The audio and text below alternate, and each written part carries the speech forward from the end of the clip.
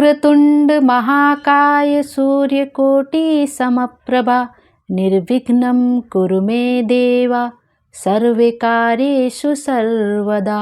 ओम गण गणपते नमः। आइए देखते हैं इस बार अखुरत संकष्टी चतुर्थी का व्रत किस दिन रखा जाएगा दिसंबर में। यह साल की आखिरी संकष्टी चतुर्थी है। यह चतुर्थी तिथि 18 दिसंबर को रखी जाएगी या 19 दिसंबर को। हिंदू धर्म में चतुर्थी तिथि भगवान गणेश जी को समर्पित मानी जाती है। गणेश चतुर्थी व्रत प्रत्येक मास में कृष्ण पक्ष की चतुर्थी तिथि को किया जाता है। सभी 12 चतुर्थियों में माघ, श्रावण, भाद्रपद और माघशीर्ष माह में पड़ने वाली गणेश चतुर्थी का व्रत करना बहुत विशेष कल्याणकारी माना जाता है। पौष मास के कृष्ण पक्ष की चतुर्थी तिथि को अखुरत संकष्टी चतुर्थी व्रत कहा जाता है। गणेश जी का यह व्रत मनोकामना पूरी करने वाला व्रत माना जाता है। आइए देखते हैं इस बार अखुरत संकष्टी चतुर्थी का व्रत किस दिन रखा जाएगा। पूजा का शुभ मुहूर्त कब से कब तक है, पूजा की विधि क्या है और अखुरत संकष्टी चतुर्थी का महत्व क्या है। संकष्टी चतुर्थी पर हमें कौन से 5 कार्य भूल कर भी नहीं करने चाहिए वरना हमारा व्रत पूरा नहीं माना जाता है। संकष्टी चतुर्थी का उपाय क्या है लक्ष्मी प्राप्ति के लिए जो हमें अवश्य ही करना चाहिए। संकष्टी चतुर्थी इस बार दिसंबर महीने में इस तिथि का आरंभ 18 दिसंबर 2024 को सुबह 10:06 पर होगा। वहीं इस तिथि का समापन 19 दिसंबर को सुबह 10:02 पर होगा। उदया तिथि के अनुसार 18 दिसंबर को इस बार अखुरत संकष्टी चतुर्थी व्रत रखा जाएगा। 18 दिसंबर 2024 दिन बुधवार और बुधवार का दिन वैसे भी गणेश जी को समर्पित होता है। तो इस तरह से बुधवार के दिन कोई गणेश चतुर्थी का व्रत पड़ता है तो हमें और भी अधिक उत्तम फलों की प्राप्ति होती है। तो 18 दिसंबर 2024 दिन बुधवार को इस बार अखुरत संकष्टी चतुर्थी का व्रत रखा जाएगा। और जो लोग संकष्टी चतुर्थी का व्रत रखते हैं वो चंद्रोदय को देखकर ही, अर्घ देकर ही चंद्रमा को तब ही वो अपने व्रत का पारण करते हैं। तो उसका समय भी देख लेते हैं, चंद्रोदय का समय कब से कब तक है। इस दिन अखुरत संकष्टी चतुर्थी पर चंद्रोदय रात 8:10 पर होगा। यदि बादल वगैरह हो जाए, बरसात का मौसम रहे तो आप क्या कर सकते हैं कि इस डेट पर, इस समय पे आप चंद्रमा को अर्घ देकर आप अपना व्रत खोल सकते हैं। क्योंकि यह जो अखुरत संकष्टी चतुर्थी का व्रत होता है, जब तक आप चंद्रमा को अर्घ नहीं देंगे तब तक आप व्रत का पारण नहीं कर सकते हैं। तो कुछ जगह पे यदि चंद्रमा दिखाई ना दे, यदि वैसा मौसम ना रहे, अगर चंद्रमा दिख जाए तो बहुत अच्छी बात है। आप चंद्रमा को अर्घ देने के बाद ही आप व्रत का पारण करें, तभी यह व्रत पूर्ण माना जाता है। आइए अब इस व्रत के और भी शुभ मुहूर्त देख लेते हैं कि पूजा का शुभ मुहूर्त कब से कब तक है। इस दिन जो ब्रह्म मुहूर्त है वो सुबह प्रातःकाल 4:50 से लेकर 5:44 तक रहेगा और जो संध्या का मुहूर्त है वो 5:17 से लेकर सुबह 6:38 तक होगा। इस दिन कोई भी अभिजीत मुहूर्त नहीं है। जो दोपहर का मुहूर्त है वो 1:40 से लेकर 2:23 तक रहेगा और शाम का जो मुहूर्त है गोधूली मुहूर्त वो 5:09 से लेकर 5:36 तक रहेगा।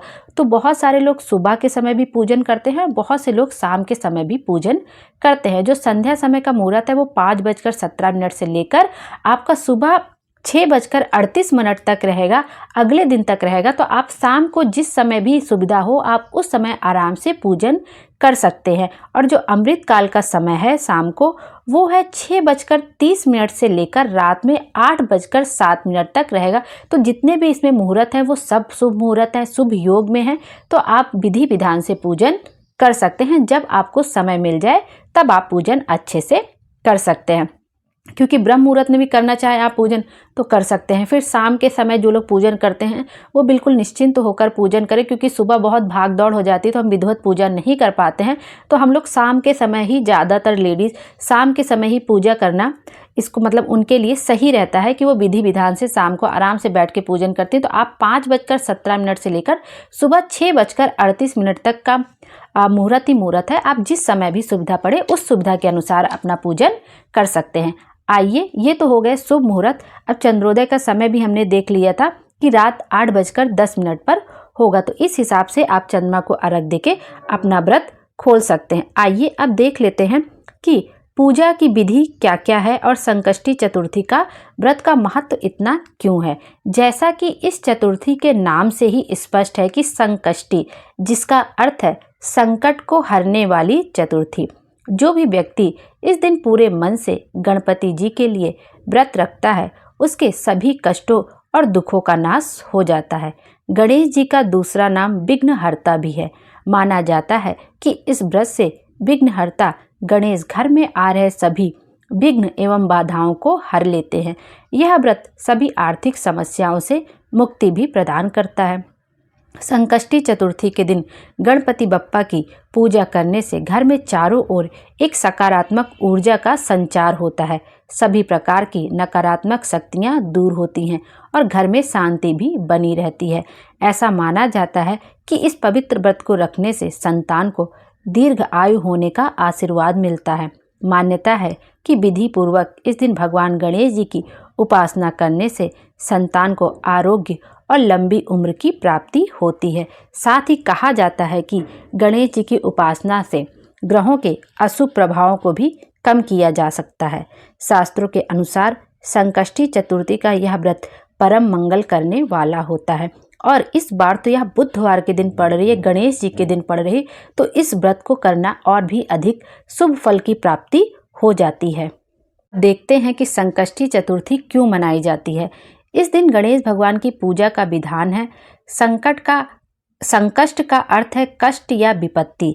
शास्त्रों के अनुसार संकष्टी चतुर्थी के दिन व्रत करने से सभी कष्टों से मुक्ति प्राप्त होती है। इस दिन माताएं गणेश चौथ का व्रत करके अपनी संतान की दीर्घ आयु और कष्टों के निवारण के लिए भगवान से प्रार्थना करती, इसलिए संकष्टी चतुर्थी मनाई जाती। आइए अब इसका पूजा का विधि देख लेते हैं कि हमें पूजा कैसे करनी है संकष्टी चतुर्थी के। संकष्टी चतुर्थी के दिन सबसे पहले आपको प्रातःकाल उठ जाना चाहिए, स्नान वगैरह कर लीजिए, अपने जो डेली के कार्य हैं उससे निवृत्त होके उसके बाद साफ स्वच्छ कपड़े पहन लीजिए, सूर्य देव को जल जरूर दीजिए और उसके बाद व्रत का संकल्प ले लीजिए। आप सूर्य देव को अर्घ देते समय आप उसमें लाल चंदन, गुड़हल का फूल या गुलाब का फूल जो भी मिल जाए आप डाल सकते हैं। फिर सूर्य देव को अर्घ दे दीजिए। उसके बाद व्रत का संकल्प ले लीजिए कि हमें आज ये संकष्टी चतुर्थी का व्रत करना है। उसके बाद पूरे दिन आप व्रत करिए।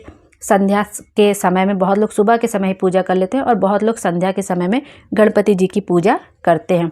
पूजा के लिए सभी सामग्री जो हो आपके पास एकत्रित कर लीजिए और एक चौकी ले लीजिए, लकड़ी की चौकी ले लीजिए या लकड़ी का पीढ़ा वो लीजिए। उस स्थान को जहाँ पे आपको पूजा करनी है उस स्थान को अच्छे से साफ कर लीजिए, वहाँ पे लकड़ी की चौकी लगा लीजिए और दूर्वा मिल जाए तो गणेश जी भगवान को दूर्वा बहुत अधिक प्रिय है, तो आप 11, 21, 51, 7 जितनी भी आपको दूर्वा मिल जाए आप दूर्वा अवश्य गणेश जी को समर्पित करिए। और अगर यदि आप दूर्वा का गट्ठर बना रहे हैं तो दूर्वा को कभी भी मौली या धागे से नहीं बांधना चाहिए। आप उसी में से एक जैसे आपने 11 दूर्वा आपको चढ़ानी है तो 12 दूर्वा ले लीजिए और एक जो अलग से दूर्वा बची उसी से आप लपेट दीजिए, लेकिन कभी भी मौली या धागे से दूर्वा को नहीं बांधना चाहिए। गणेश जी की पूजा के लिए दूर्वा, उनको पान का पत्ता बहुत प्रिय है, बेसन के लड्डू बहुत प्रिय हैं, तो जो जो चीज़ उनको प्रिय है आप अपनी क्षमता के अनुसार वो सब भी पूजा में शामिल कर सकते हैं। आइए अब देखते हैं कि पूजा कैसे करनी है। हमें पहले वो सब देख लेते हैं। आप एक जगह को स्वच्छ स्थान जहाँ पे उसको साफ़ कर लीजिए, पोछा वगैरह लगा दीजिए, गंगा जल छिड़क दीजिए, वहाँ पे चौकी रख दीजिए। उसके बाद उस पर कोई लाल वस्त्र बिछा दीजिए अच्छा सा। फिर आप थोड़ा अक्षत ले लीजिए और जो आपने कलश में 1 लोटा कलश में जल ले लीजिए या थोड़ा सा उसमें गंगा जल मिला लीजिए और उस स्थान पे सब जगह गंगा जल थोड़ा सा छिड़क दीजिए, जैसे वो स्थान एकदम पवित्र हो जाए। फिर वहाँ पे चौकी बिछाइए, उस पर लाल वस्त्र बिछाइए। अब एक दीपक प्रज्वलित कर दीजिए और जहाँ पे आप गणेश जी के आपके पास घर में कोई मूर्ति हो या कोई तस्वीर हो उसके नीचे थोड़ा सा अक्षत आसन के तौर पे दे दीजिए या फूल आसन के तौर पे रख दीजिए। उस पर आप गणेश जी को विराजमान कर दीजिए। यदि आपके पास शंकर भगवान की फ़ोटो हो, साथ में माता पार्वती हो, गणेश जी का पूरा परिवार हो, तो उसको भी आसन दे के वहाँ पर आप विराजमान कर दीजिए। अब वो जो आपने जल लिया है, गंगा जल लिया, वो आप गणेश जी के ऊपर थोड़ा सा स्नान करा दीजिए, उसे छिड़क दीजिए उनके ऊपर। फिर उसके बाद आप उन्हें जो फूल हो उस फूल समर्पित कर दीजिए। पान, सुपारी, जो गणेश जी, लौंग, इलायची, सब कुछ आप गणेश जी को समर्पित कर दीजिए। उसके बाद वस्त्र स्वरूप आप उनको कलावा समर्पित कर दीजिए, जनेऊ हो तो जनेऊ समर्पित कर दीजिए। ये सब आप उनको समर्पित कर दीजिए। बाद गणेश जी को आप हल्दी, कुमकुम, अक्षत, चंदन आदि से तिलक कर दीजिए। और गणेश जी को चंदन बहुत प्रिय होता है तो पीला चंदन उनको लगा, अगर घिसने वाला चंदन मिल जाए तो बहुत अच्छी बात, आप घिस के तिलक कर दीजिए। और यदि घिसने वाला ना मिले तो डिब्बी का जो भी मिले फिर आप उससे तिलक कर दीजिए। फिर गणेश जी को मौली यदि शंकर भगवान और माता पार्वती तो सबको आप मौली समर्पित कर दीजिए, सबको आप टीका कर दीजिए, चंदन लगा दीजिए इस तरह से। उसके बाद जो भी आपके पास धूप बत्ती हो वो दिखा दीजिए, फल हो वो भोग लगा दीजिए, नारियल हो नारियल का भोग लगा दीजिए। और थोड़ा दक्षिणा अवश्य रखना चाहिए, चाहे आप 51 रुपये रखिए, 11 रुपये रखिए, 21 रुपये रखिए, 5 रुपये रखिए, जो भी आपकी क्षमता हो उस क्षमता के अनुसार पूजा पाठ में दक्षिणा अवश्य ही समर्पित की जाती है। उसके बाद उनको दूर्वा अवश्य समर्पित करिए। और पान का पत्ता, उसमें एक सुपारी रख लीजिए, लौंग रख लीजिए, इलायची रख लीजिए, जो उनको बहुत प्रिय है वो उन्हें ज़रूर समर्पित कर। मोदक मिल जाए तो आप मोदक रख दीजिए, नहीं तो लड्डू मिल जाए तो लड्डू, मतलब अपनी क्षमता के अनुसार जिस तरह से भी आपसे पूजा हो पाए वैसे अच्छे से पूजा कर लीजिए। देखिए विधि विधान बहुत होता है लेकिन हम सब कुछ तो नहीं कर सकते, जितनी हमारी क्षमता है हम अपनी क्षमता के अनुसार ही कोई कार्य कर सकते हैं। तो मन में इस बात को बिल्कुल भी नहीं लाना चाहिए कि हम ये नहीं चढ़ा रहे तो ऐसा कुछ भी नहीं होता। भगवान सिर्फ आपकी श्रद्धा के भूखे होते हैं। तो आप इस तरह से फिर उसके बाद गणेश जी को आप धूप बत्ती दिखा दीजिए, आरती कर लीजिए गणेश जी की। और गणेश जी की पूजा में फिर गणेश व्रत, जो गणेश चतुर्थी की व्रत कथा होती है, आप उसको अवश्य श्रवण करें और उसके बाद आरती कर लें। और जब चंद्रमा का टाइम निकलने का हो जाए तो आप छत पे चले जाए, यहाँ जहाँ भी आपको चंद्रमा को अर्घ देना है वो चंद्रमा को आप अर्घ जरूर दें, उसके बाद ही आपका व्रत पूरा माना जाएगा। तो चंद्रमा को आप अर्घ दे दीजिए जाके, चंद्रमा का जो निकलने का समय है उस समय पर।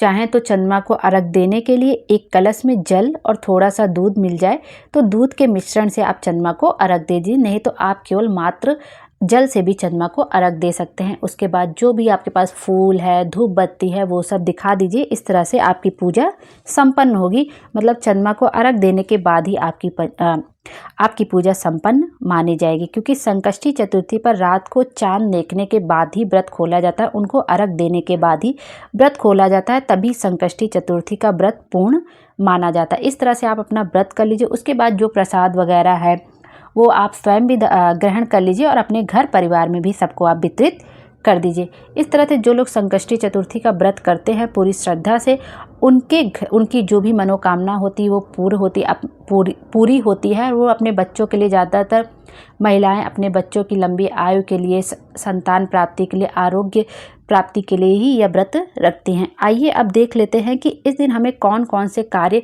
भूल कर भी नहीं करने चाहिए, वरना हमारा व्रत पूरा नहीं माना जाता है।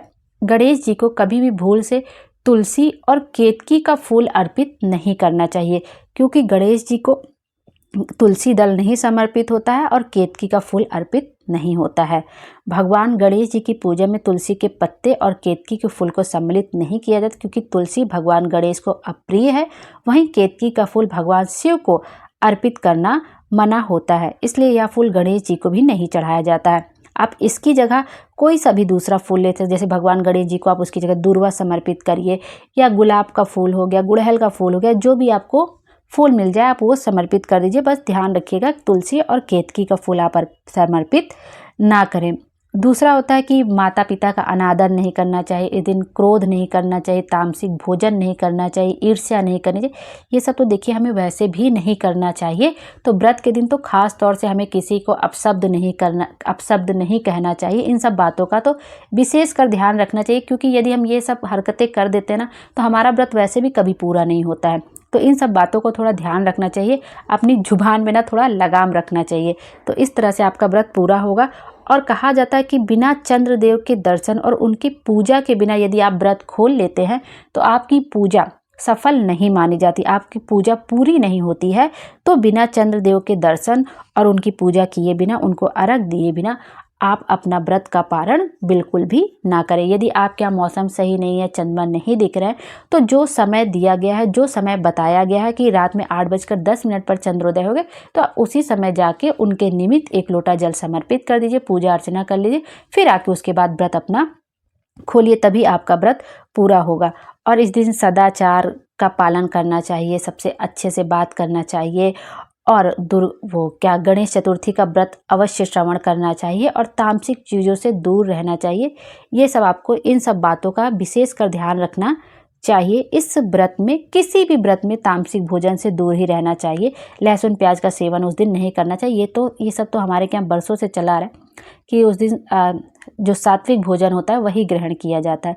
इस तरह से आपका व्रत पूर्ण होगा। आइए अब देख लेते हैं कि इस दिन हम लोग कौन सा उपाय कर सकते हैं जिससे हमारी सारी मनोकामना पूरी हो, और गणेश चतुर्थी की व्रत कथा का भी श्रवण कर लेते हैं। आइए सबसे पहले गणेश चतुर्थी की व्रत कथा का ही श्रवण कर लेते हैं।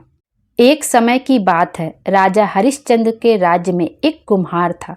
वह मिट्टी के बर्तन बनाता, लेकिन वे कच्चे रह जाते थे। एक पुजारी की सलाह पर उसने इस समस्या को दूर करने के लिए एक छोटे बालक को मिट्टी के बर्तनों के साथ आवा में डाल दिया। उस दिन संकष्टी चतुर्थी का दिन था। उस बच्चे की माँ अपने बेटे के लिए परेशान थी। उसने गणेश जी से बेटे की कुशलता की प्रार्थना की। दूसरे दिन जब कुम्हार ने सुबह उठकर देखा, तो आवा में उसके बर्तन तो पक गए थे, लेकिन बच्चे का बाल बाका भी नहीं हुआ था। वह डर गया और राजा के दरबार में जाकर सारी घटना विस्तार से बताई। इसके बाद राजा ने उस बच्चे और उसकी माँ को बुलवाया, तो माँ ने सभी तरह के विघ्न को दूर करने वाली संकष्टी चतुर्थी का वर्णन किया।